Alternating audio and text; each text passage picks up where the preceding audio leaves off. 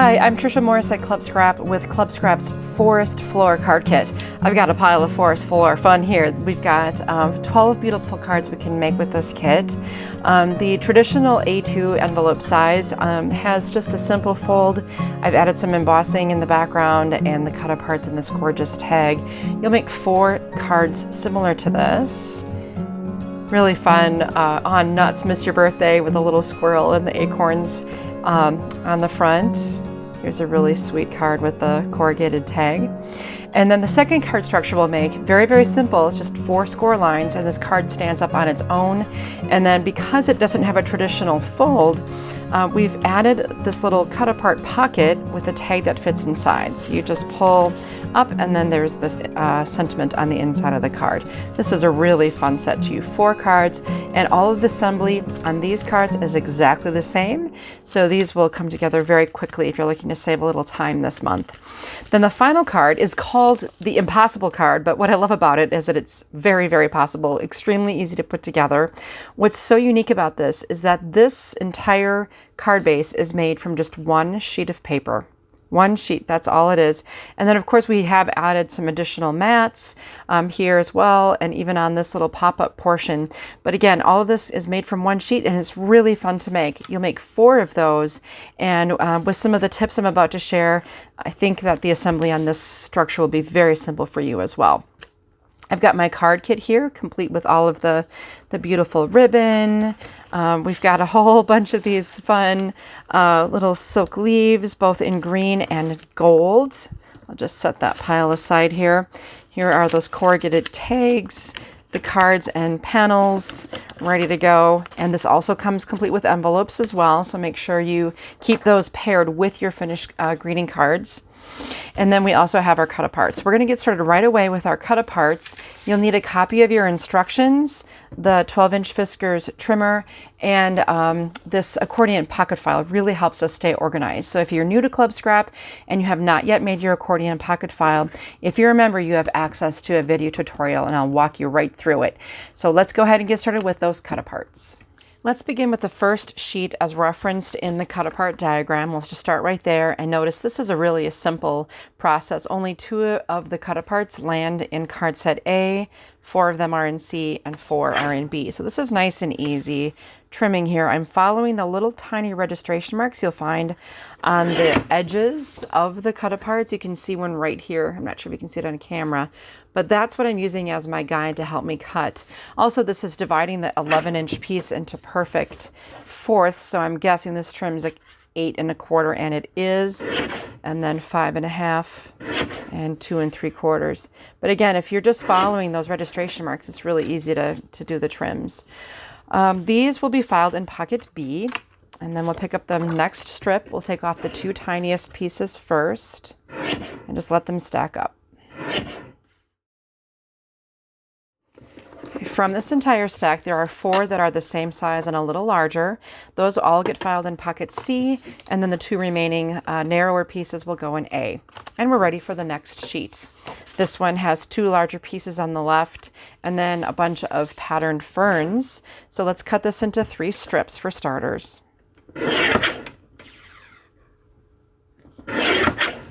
Now I'll rotate and take this smaller piece off the end first. These 2 larger panels will go in pocket A, and the thanks so much, I believe that also goes in A, yes. Okay.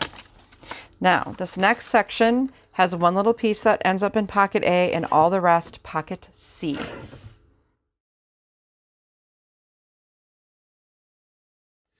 For this last strip on that sheet, again, all of the fern elements end up in pocket C for that impossible card. One last sheet, we'll take off the narrowest strip first and divide this in 1, 2, 3, 4, 5, 6 different pieces.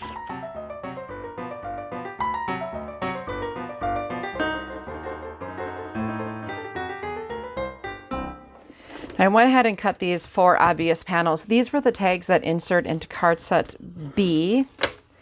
And then we have 2 more fern pieces, and we'll follow suit and put those in pocket C. Next, we have the 2 strips with sentiments on them. We'll separate these and file them in pocket C. We have a strip here with real narrow fern decorative pieces, and just like all the other fern backgrounds, this will be placed in pocket C.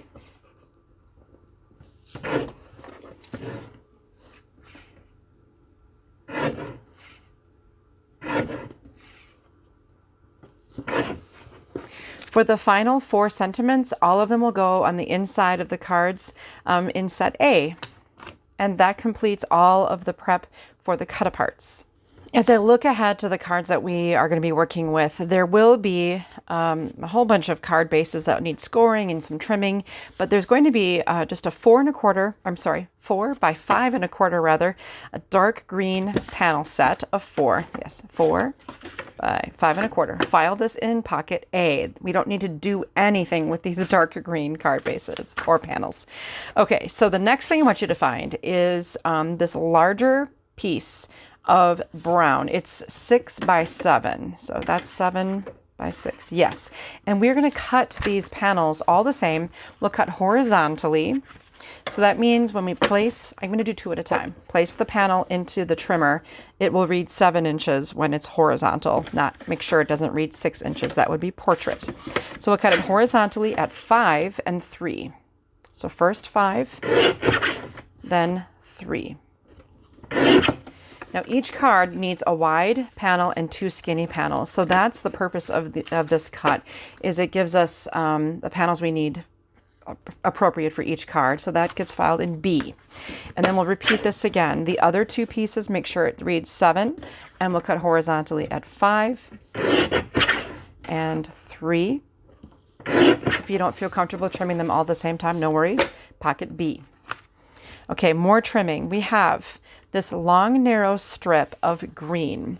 These 2 become panels that are much smaller than this weird strip size. So we're going to trim them. And by doing it this way, it prevents errors from happening in packing your kits. While these cuts are pretty easy, we'd hate to be counting out like 16 little green panels. Okay, so this dark green strip, we'll trim it horizontally at 7 3/4, 6 1/2, and 3 1/4.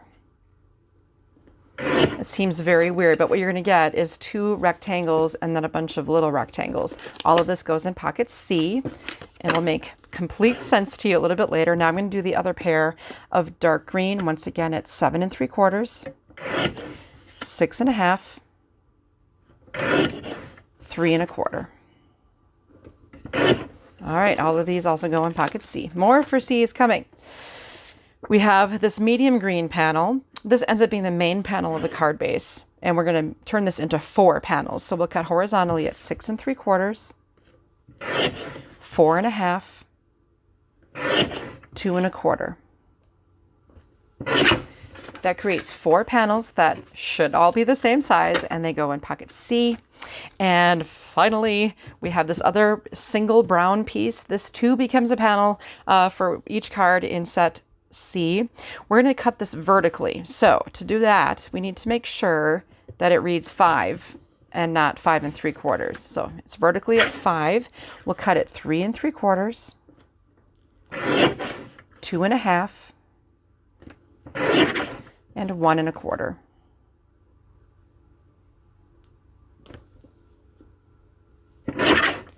You just made 4 long, narrow strips, and those will go with those long, narrow sentiments we trimmed earlier in the cut-aparts in card set C. Now let's set the trimmer aside and grab your score pal. The next panels that you can find are going to be this long 5 1/2 by 8 1/2 light green. And they have been trimmed with the grain. So if you were to fold these in half without scoring, it will create a really lovely fold. But to even make it more lovely, we'll go ahead and score them horizontally at 4 1/4. So that's just going to help us fold them in half. I'm doing 2 at a time. And when you do that with the score pal, it works great. As long as you press nice and firmly, the score line transfers to 2 cards. One of them will be a lighter score than the other, but they still work great. And we'll file these in pocket A. Now for card set B, these, I'm going to do 2 at a time again. And of course, you don't have to do it that way. It just saves a little bit of time. We're going to score horizontally And the instructions give you all 4 measurements at once, but I'm going to show you a trick to make our folding even more successful. So we'll score at 2 1/4 and 8 3/4. Now I'm going to take this whole thing, I'm going to flip it so that the top goes down to the bottom, but I didn't turn anything, just flipped it. Now we'll score at 3 7/8 and 7 1/8. That will help lead us when we do our folding. So let's file this in B, and I'll repeat that again with the second pair of medium green. So again, the first 2 numbers were 2 1/4, 8 3/4. Flip, top goes down to the bottom, and we'll score at 3 7/8 and 8 3/4. Oh, we already did that one. 7 1/8. Sorry. Okay, so these also get filed in C. I'm sorry, those are all B. Pocket B for those medium green card bases, because the base for card set C is just a single 5x7. So you can I'll take 2 of these and score them vertically at 2 1/2. Just right down the middle. And then I will score the others. I got a bonus card base in my kit.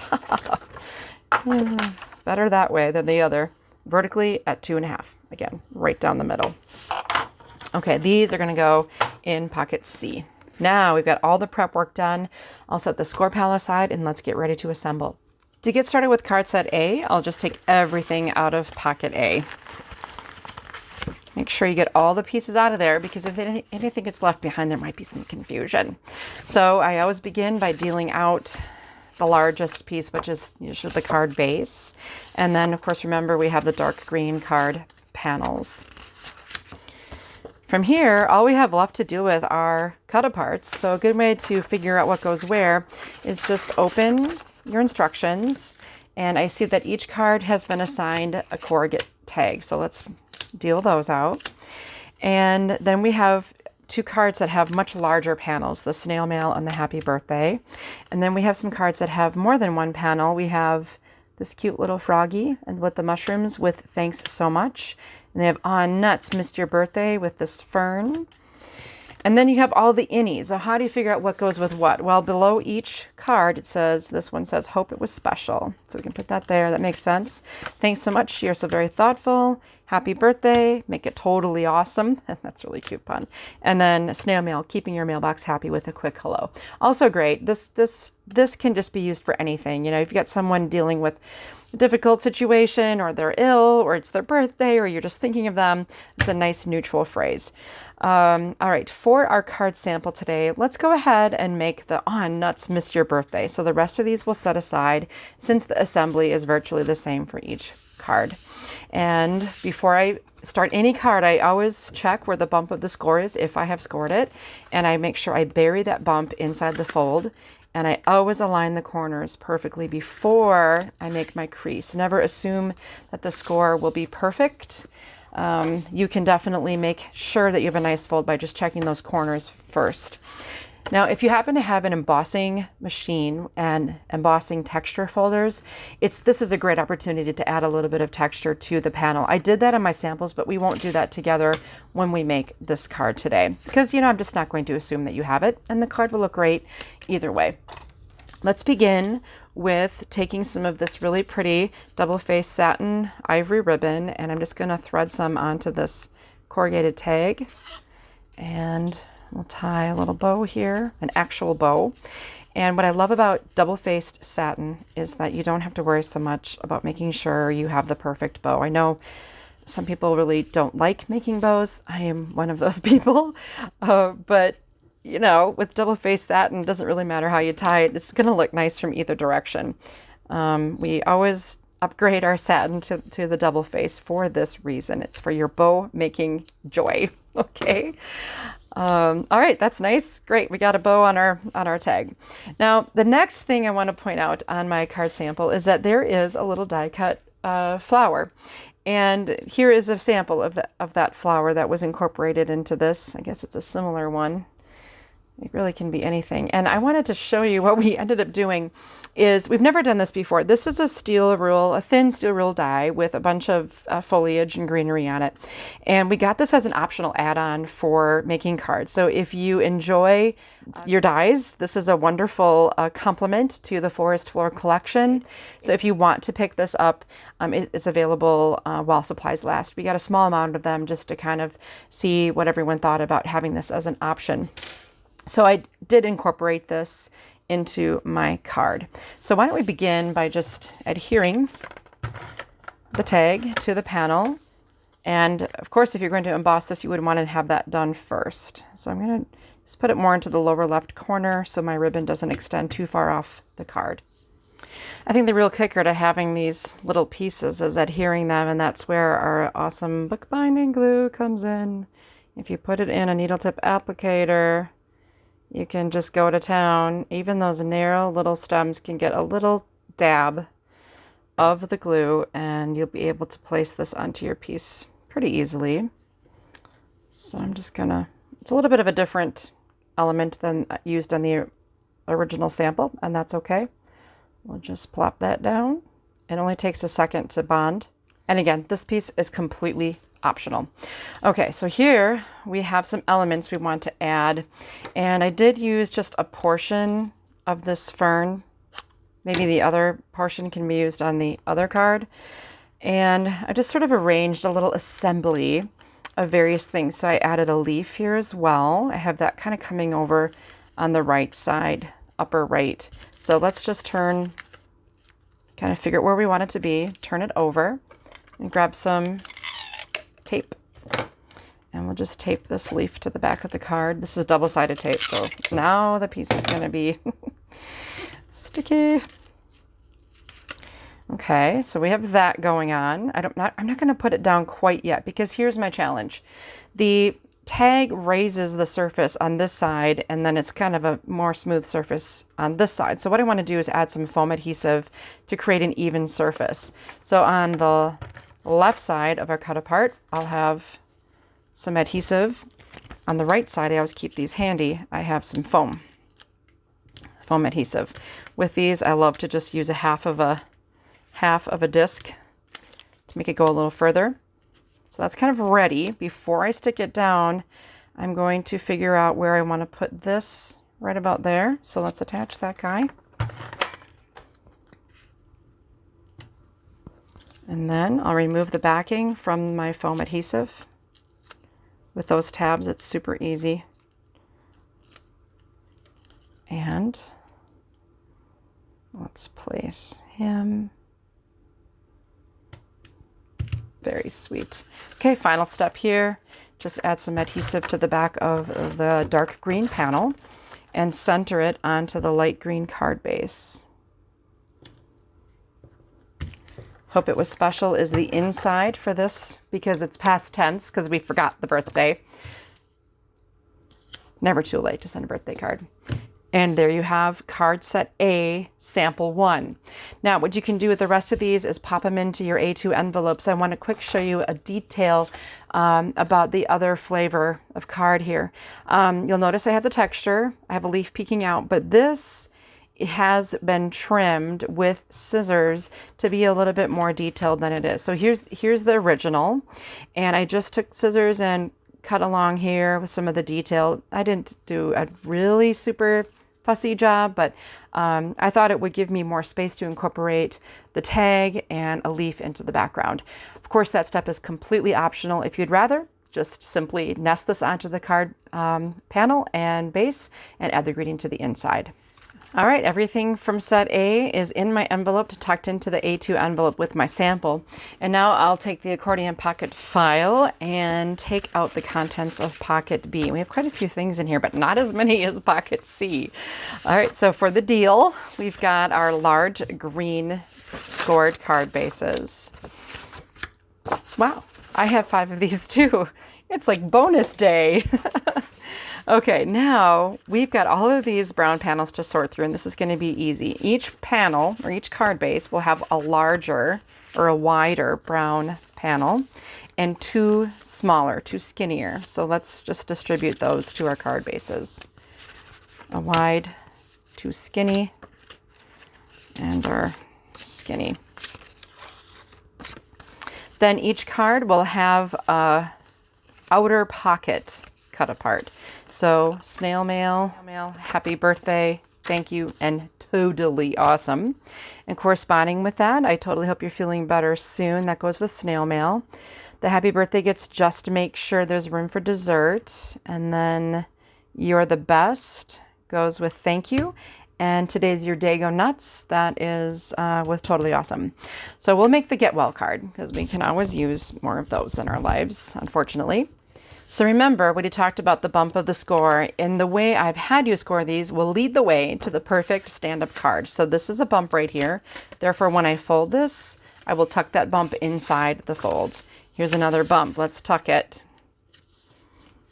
Now this is making a very weird looking card. We have two more scores to think about. So flip it over. Right here's another bump. So we're going to put that on the inside.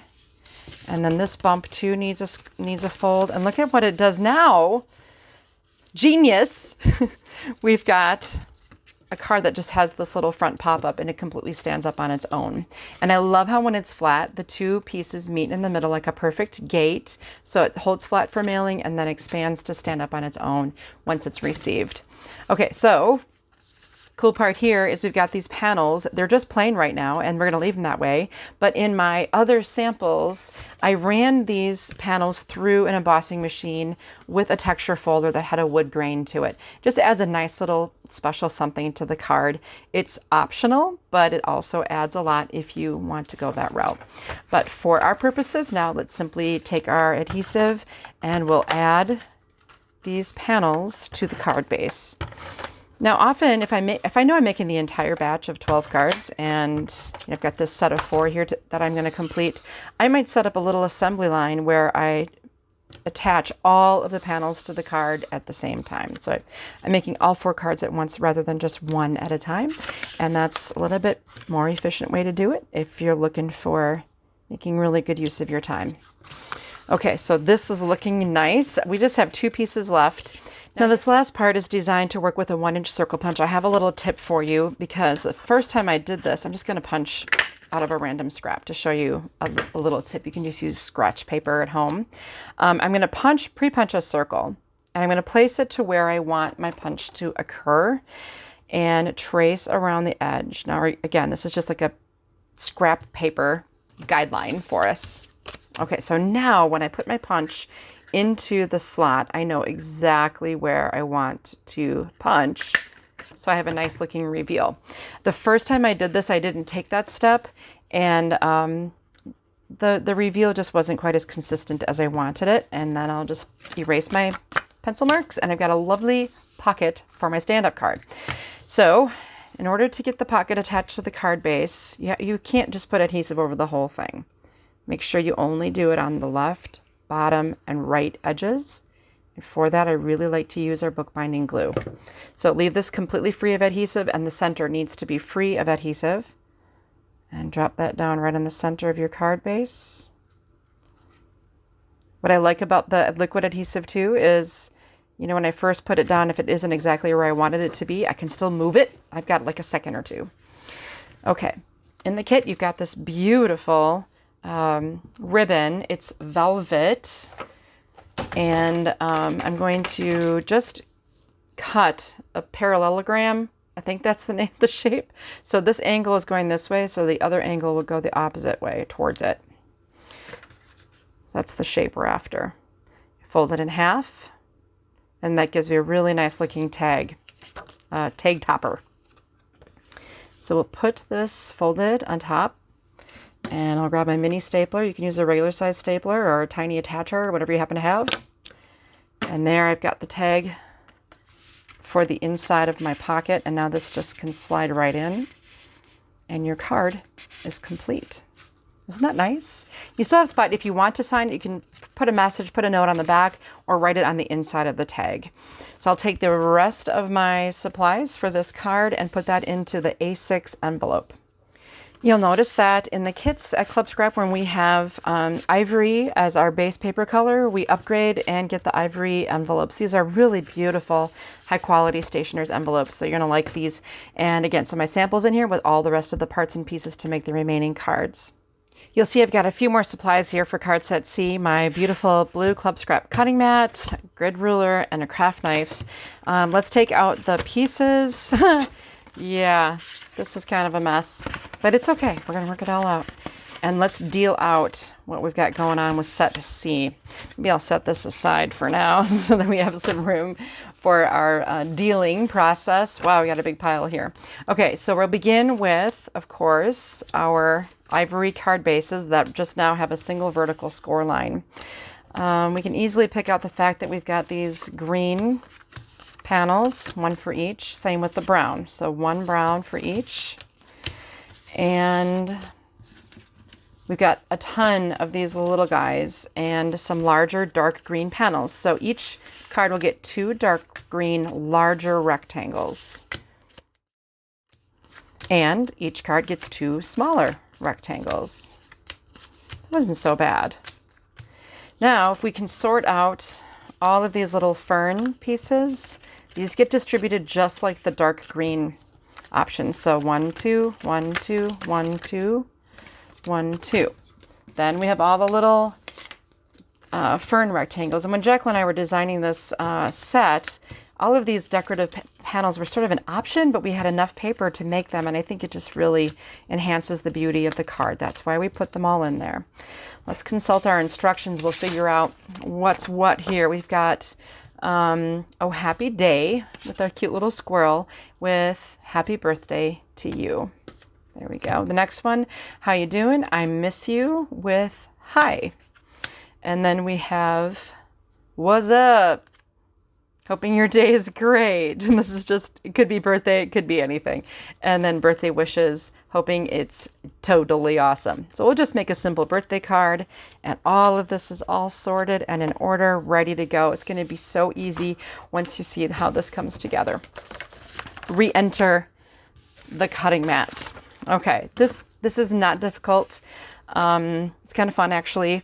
And I have a nice little illustration for you in the instructions. So if you're doubting or not sure about what I said in the video and you want to review it, it's right here in your instructions. So basically here's the card. So we're gonna take the card base and put it horizontally in front of us. The score line's running across the middle.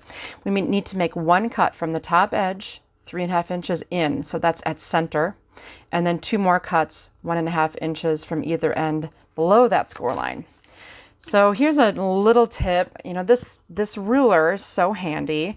Here's my 0, 1, 2, 3, 3.5. So I can literally take my ruler and place it 3.5 inches from the edge of the card base. So this is 1, 2, 3, 3.5.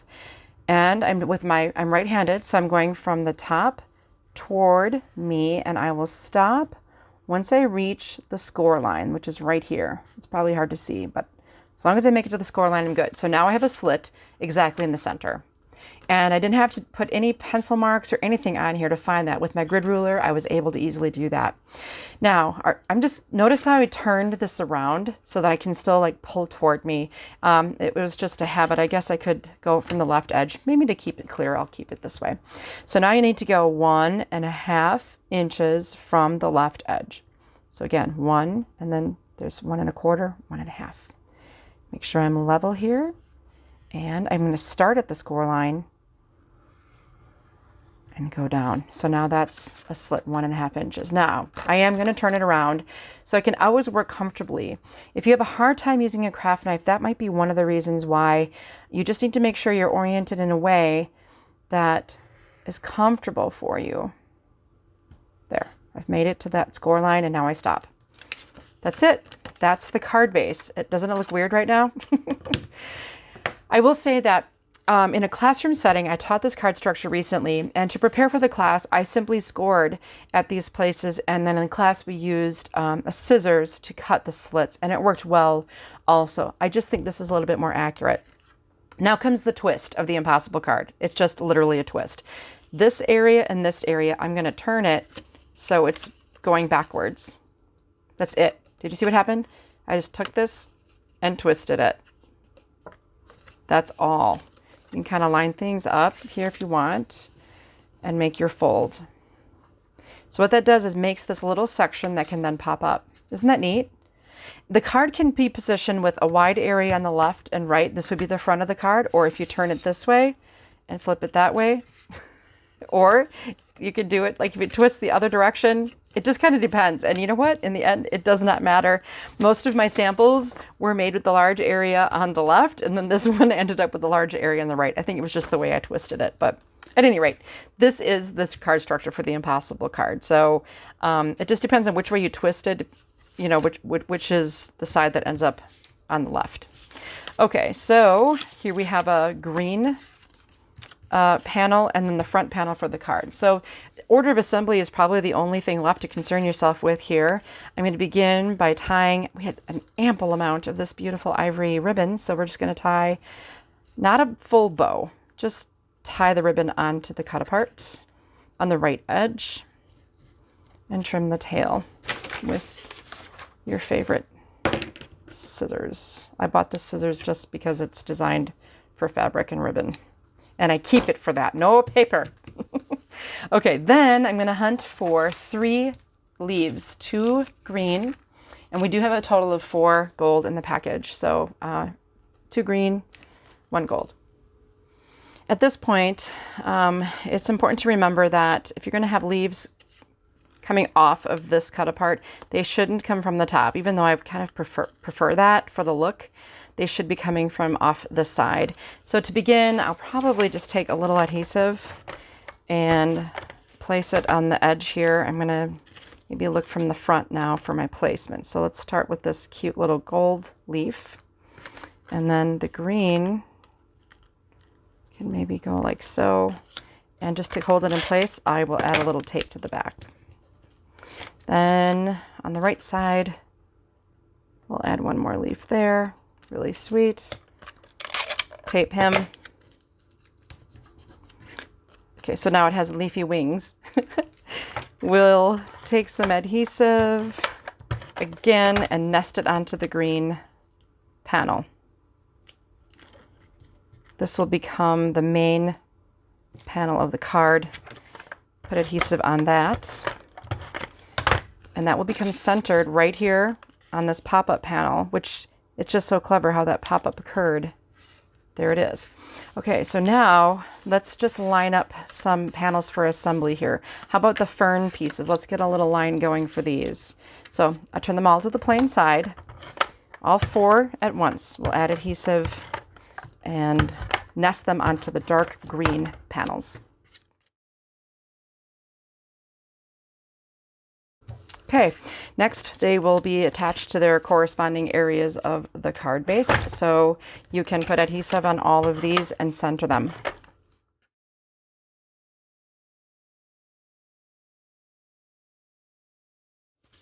Last but not least, we have the sentiment, the main sentiment panel. That will be nested, of course, because it looks so nice.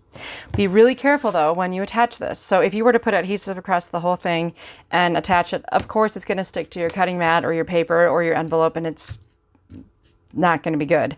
So I just recommend that you put a smaller amount of adhesive on the left edge and a real small on the right. Obviously we have a little bit more surface area here. We'll take advantage of that. And then you can center that left and right onto the card base. Double check to make sure adhesive is okay, and it is. And now your peculiar, I mean, someone who receives this who doesn't know the card engineering behind it they'll think it's marvelous. They'll think you're marvelous. Oh, happy day. What a fun set of cards. That's it. That's all the cards. I'm going to take the rest of these parts and pieces for card set C and plop it into my largest A7 envelope.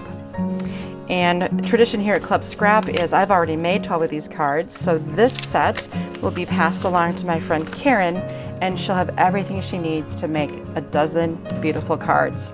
If you want to pick up the foliage, check it out on our website, and they'll be available while supplies last.